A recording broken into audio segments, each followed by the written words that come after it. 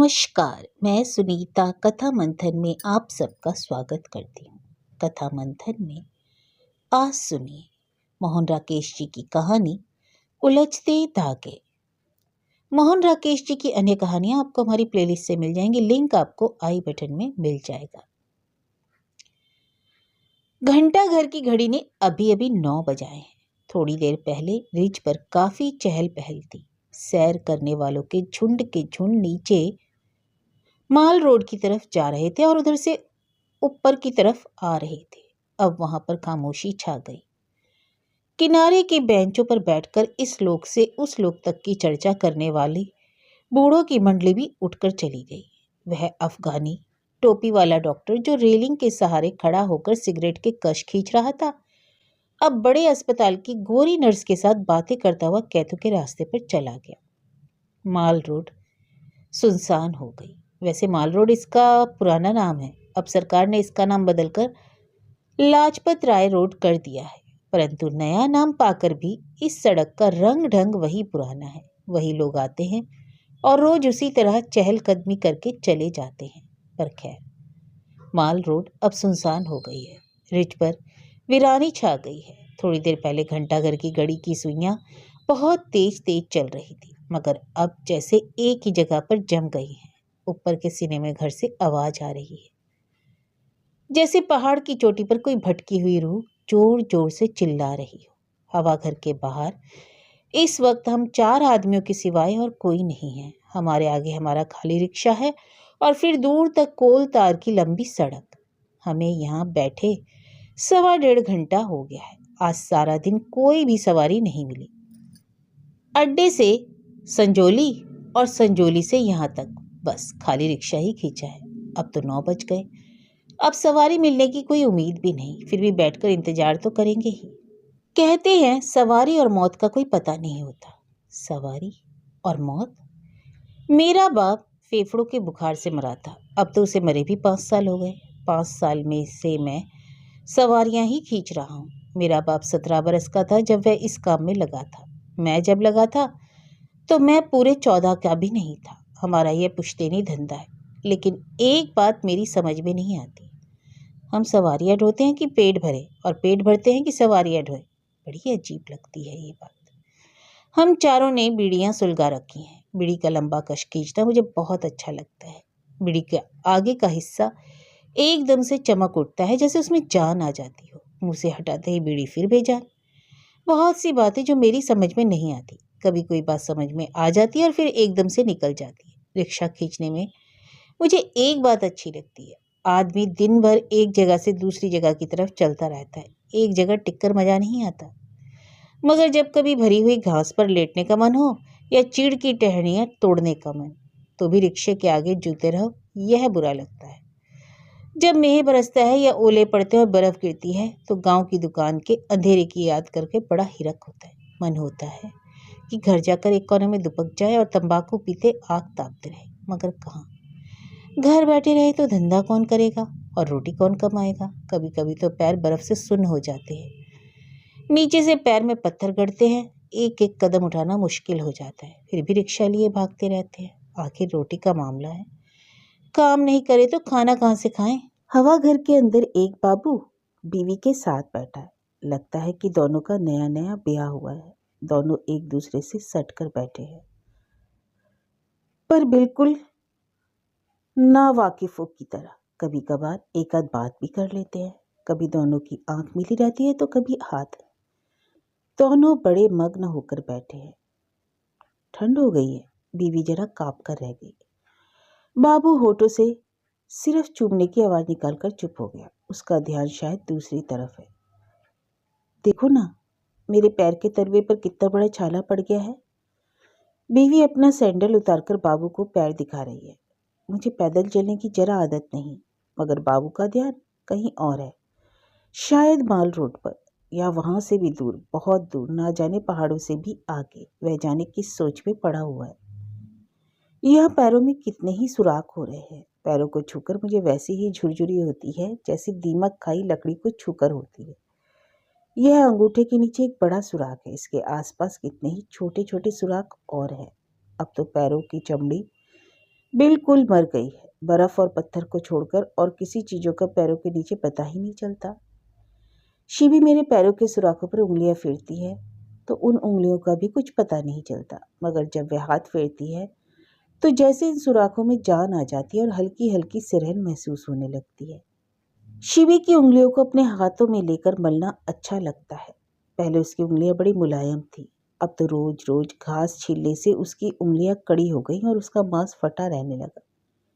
उसके पैरों में भी अब सुराख हो गए। बेचारी रोज एक गट्ठर घास काटती है और ऊपर मंडी में बेचने के लिए लाती है। उसका बाप बड़ा हरामखोर है। बुढ़ा बाप हाथ तक नहीं हिलाता और सारा काम उसी से कराता है। शिवी कहीं मेरे घर में आ जाए तो मैं कभी उसे घास बेचने के लिए ना जाने दूं। मंडी वालों की नज़र कौन रोक सकता है, मगर उसके बाप को तो 100 रुपया चाहिए। इतना रुपया कहाँ से आए? और जब तक रुपया नहीं, ब्याह भी नहीं हो सकता। मैं कहता हूँ बुढ़े को छोड़, हम यहाँ से कहीं और चलते हैं, पर उसकी समझ में बात आती ही नहीं। मूर्ख बुढ़े को रोटियां खिला खिला कर प्राण दे देगी। रात को गांव भी पहुंचना है। शिवी ने कहा था आज रात वह त्रिशूल वाले शिखर के नीचे मिलेगी। गांव है तो अड्डे से 2 मील, मगर रास्ता बड़ा बेढब है। हम 3 आदमी अक्सर साथ ही जाते हैं, इसलिए रास्ता जरा ठीक से कट जाता है। लौटते समय कभी आधी रात हो जाती है। उस वक्त हम चलते नहीं, पत्थरों पर लुढ़कते जाते हैं। मगर गांव पहुंचकर सारी थकान दूर हो जाती है। गांव की मिट्टी की खुशबू कुछ और सी है। घर के पास जो झरना बहता है उसके पानी की छलछल सारे शरीर को थपकियां सी देती है। घर की दहलीज के बाहर दूर तक खूब अंधेरा फैला होता है। उसमें भटकते हुए कीड़ों की आवाजें ऐसे आती हैं जैसे कोई पानी में डुबकियां लगा रहा हो। कालू और दयालु दोनों झरने की ढलान के पास बैठकर गीत गाते हैं। वह झरना गीतों का घर जैसा है। अड्डे पर या कहीं और बैठकर गीत गाएं तो बहुत बेगाना सा लगता है। ये पहाड़ी गीत कितना अच्छा है, हवा घर में बैठी बीवी कह रही है। बाबू सिर्फ मुंह से आवाज निकाल रहा है। अरे तुम्हें भूख तो नहीं लगी? वह पूछता है। नहीं अभी नहीं। और हवा के झोंके से सिहर कर वह उसके साथ और सट गई। सामने घाटी के पार तारा देवी का मंदिर है। उसकी 2 बत्तियां सुनहरी कबूतरियों की तरह कांप रही हैं। पहाड़ों के पीछे से गहरा बादल उठ रहा है। जब बिजली चमकती है तो घाटी में दूर दूर तक बिखरे हुए कितने ही घर दिखाई दे जाते हैं। एक लंबे कानों वाला कुत्ता हवा घर की तरफ मुंह करके भौंक रहा है। एक बार हवा घर का चक्कर लगाकर वह बाहर निकल आया और लगातार भौंके जा रहा है। बाबू अपनी बीवी के कोट के बालों पर हाथ फेर रहा है। उसके कोट के बाल बड़े मुलायम हैं और यह कालू यहाँ अपने रीछ जैसे बालों को खुजला रहा है। सामने स्कैंडल पॉइंट की नीली बत्ती धुंधली होती जा रही है। तारा देवी की तरफ से उठता हुआ बादल हमारे आसपास घिरा है। इधर घंटाघर भूत जैसा लगने लगा। सामने होटल की चिमनी और खिड़कियां बादल से घिरकर ओझल हो जा रही हैं। सब तरफ बादल ही बादल। आसमान पर भी बादल है, चारों तरफ घाटियों में भी। बत्तियों की रोशनियां छोटे छोटे दायरों में बंद हो गई। कोलतार की सड़क 2-3 गज दूर तक दिखाई देती है बस। रिज की खामोशी टूट गई। नीचे वाले सिनेमा की खट से एक औरत और मर्द भागते हुए आ रहे हैं। औरत भारी है, भरकम है और छोटा सा रेशमी छाता लिए आगे आगे आ रही है। मर्द भी मोटा और नाटा है और तेज भागकर उसके बराबर आने की कोशिश कर रहा है। ज्यों ज्यों बादल ऊपर उठता जाता है, कोलतार की सड़क दूर निकलती आती है। पानी भी जोर पकड़ रहा है। शायद पूरे 7 दिन बरसेगा, क्योंकि बृहस्पति की झड़ी है। औरत और मर्द कैसे तेज भागे जा रहे हैं। रिक्शा साहब, रिक्शा मेम साहब, वे बिना बोले भागते जा रहे हैं। औरत बड़ी तेजी से अंग्रेजी बोल रही है। What did it fit? Fit too much. Wet. Git. Check. Oh, no. Home. All right.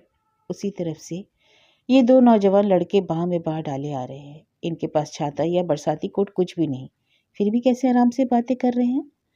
दोनों दुबले पतले हैं। सिर्फ एक जरा छुटकू है, दूसरा लंबू। छुटकू झूम झूम कर चलकर कोई शेर सुना रहा है और लंबू वाह वाह कर रहा है। जाने किस बात पर दोनों ठाका लगा रहे हैं। रिक्शा साहब, रिक्शा मांगता।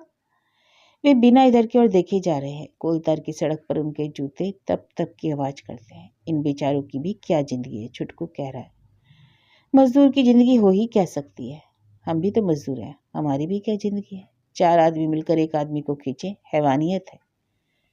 तेरे पास सिगरेट के लिए एक आना है? नहीं, तेरे पास नहीं। इस मुल्क में 8 इसी तरह ही भूखा मरता है। और आगे पता नहीं वे क्या कह रहा है। कुछ लड़कियां दुपट्टों में सिर और मुंह लपेटे हाथों में अपनी सलवार उठाए लक्कड़ मंडी की तरफ भागी जा रही हैं। पानी बहुत जोर से पड़ रहा है। रिच पर नाखून भर का दरिया बह रहा है। पानी के पर्दे उस तरफ तारा देवी की पहाड़ी पर 2 सुनहरी कबूतरियां फिर दिखाई देने लगी। पानी इतनी जोर से बरस रहा है। आज घर कैसे पहुंचेंगे?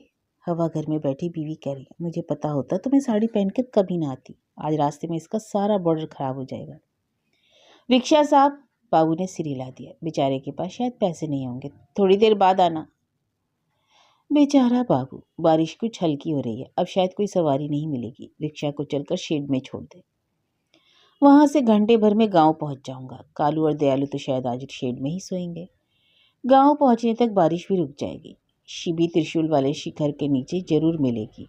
वह शायद कुछ भुने हुए दाने लेकर आए। बारिश की रात में गुड़ के साथ भुने हुए दाने मिल जाए तो बस। कालुआ हो, चलना है कि अभी बैठे रहना है? चलो।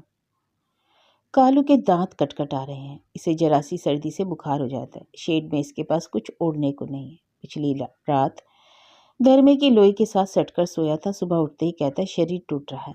आज दिन भर दौड़ना नहीं पड़ा, नहीं तो यह उल्टा हो जाता। अब इसके दांत कटकटा रहे हैं। रात को इसे फिर बुखार हो आया तो ए रिक्शा लाया मैम साहब। फिर वही बूढ़ी मैम, कहीं ना कहीं किसी न किसी चढ़ाई उतराई पर रोज दिखाई दे जाती है। इसका घर शिमले की खड्ड में है। अब इसे लेकर छोटे शिमले जाना पड़ेगा। रिक्शा के पहिए तेजी से घूम रहे हैं। हमारे पैर कोलतार की सड़क पर धमक पैदा कर रहे हैं। हवाघर पीछे छूट रहा है। लंबे कानों वाला कुत्ता फिर हवाघर की तरफ मुंह करके भौंक रहा है। नाले में बहुत पानी आ रहा है। वह आज फुफकारता हुआ बह रहा है। दूर किसी घर से हल्की हल्की बांसुरी की आवाज सुनाई पड़ रही है। Clarke hotel, Marina hotel, Patiala house. Ma'am रिक्शे में बैठकर बहुत अकड़ रही है। अक्सर वह बैठी बैठी नाहक मुस्कुराती रहती है। रिक्शे में बैठती है तो मुस्कुराती है, उतरती है तो मुस्कुराती है। रास्ते में कोई वाकिफ दिखाई दे जाए तो उसकी तरफ देखकर मुस्कुराती है। जैसे मुस्कुराहट होठों से ही पैदा हो जाती है। इसके सामने कच्ची उतराई है। अगले मोड़ पर ढलान। रिक्शा लुढ़कता हुआ सामने की चट्टान से जा टकराएगा और मेम रिक्शा से उछलकर खड्ड में जा गिरेगी। खड्ड में गिरकर क्या वह एक बार उसी तरह मुस्कुराएगी? पैर के नीचे शायद केंचुआ दब गया। एक ही पल में मरकर वह शायद परलोक चला गया। अब वहां से नई जून को लेकर आएगा और हो सकता है शायद आदमी बनकर जन्म ले। आदमी के रूप में जन्म लेकर इसकी भी रोटी के लिए काम करना पड़ेगा। और यह क्या काम करेगा? शायद यह भी बड़ा होकर हमारी तरह मेम का रिक्शा खींचेगा। फिर ढलान पर आकर इसका भी मन करेगा कि मेम का रिक्शा लुढ़काने के लिए छोड़ दे। और वह भी हो सकता है मरकर मेम की जून में ही पड़े, हमें इसे रिक्शे में बैठाकर खींचना पड़े। फिर यह भी मेम की तरह बैठेगा और मेम की तरह ही मुस्कुराएगा। यह मेम की कोठी आ गई। मेम का कुत्ता जीभ लपलपाता हुआ अंदर से भागा आ रहा है। मेम कुत्ते की तरफ देखकर मुस्कुरा रही है। मुस्कुराहट काफी लंबी है और होठों में से पैदा हुई ही नहीं लगती। कालुआ हो, तेरे दांतों की किटकिटी बज रही है। ठंड लगती है? बुखार तो नहीं? क्या मालूम, पता नहीं बुखार ही हो। अब तो अड्डे में जाते ही सो जा। आज धर्मे की लोई में उसके साथ सो जाना, बाहर नहीं पड़े रहना, समझा? धर्मे पर है। धर्मा अगर सुला ले तो? क्यों धर्मे? सो जाए, रात ही तो काटनी है, मुझे इसकी कुछ गर्मी ही रहेगी। सामने वापसी की लंबी चढ़ाई है। कच्ची सड़क की चढ़ाई चढ़ते हुए बहुत जोर लगता है। पक्की सड़क आ जाए तो दूसरी तरफ से गांव चला जाऊं। ये लोग रात शेड में ही काटेंगे। बारिश बिल्कुल रुक गई है। शिबी जरूर त्रिशूल वाले शिखर के नीचे पहुंच गई होगी। तेज चलूंगा तो पौन घंटे में पहुंच जाऊंगा। आज शिबी से फिर कहूंगा उस बुढ़े का काजिया छोड़ दे, पर कहीं बात मान ले और मेरे साथ चल चले तो। रिक्शा, बैठिए साहब, बालूरगंज। मैनेजर साहब आज फिर बालूरगंज जा रहे हैं। बालूरगंज में इनकी रखेल रहती है। पैर कोलतार की फिसलनी सड़क पर आकर बहुत धमक पैदा करते हैं। पहले वह शायद अपने होटल में रुककर शराब पिएगा। घंटा पौन घंटा रिक्शा होटल के बाहर खड़ा रहेगा। फिर बालूरगंज पहुंचकर लाल घोटी के बाहर घंटा 2 घंटा रुकना पड़ेगा। आधी रात को कहीं यह वापस लौट कर आएगा। कालू आज रात को जरूर दांत कटकटाकर मर जाएगा। अपने पैरों की धमक की आवाज तो कभी अच्छी लगती है। हवा से हिलकर दियार के गुच्छे बीच बीच में बूंदे बरसा देते हैं। आज की तो हवा बहुत जालिम है। ओह, पैर उल्टा पड़ जाने से सारी की सारी नाड़ियाँ खिंच गई। एड़ी एकदम से सीधी नहीं धरी जाती। अभी इस होटल से काफ़ी दूर जाना है। पंजे के बल उतनी दूर तक कैसे जाया जा सकता है? मगर तेज चलाओ। अच्छा साहब, मैनेजर साहब, शायद नशे की टोट आ गई है। इस समय एड़ी लगाकर भागते ही चलना ठीक है। भागते भागते पैर अपने आप ठीक हो जाएगा। अभी 4 मील दौड़ना है। पैर दबाकर कैसे दौड़ा जा सकता है? कालू को खांसी उठ रही है। दौड़ते दौड़ते उसकी जबान बाहर को निकल आती है। बूंदें फिर पड़ने लगी हैं। नीचे की खाली सड़क पर जगुआ, फागन और हीरा अपनी खाली रिक्शा लेकर आ रहे हैं। शायद घर वापस जा रहे हैं। जगुआ को इस वक्त क्या गाने की मस्ती सूझी है? अच्छा साहब, कोलतार की सड़क पर पैर बहुत जोर से धमक पैदा कर रहे हैं। दौड़ रहे हैं। थप थप थप थप।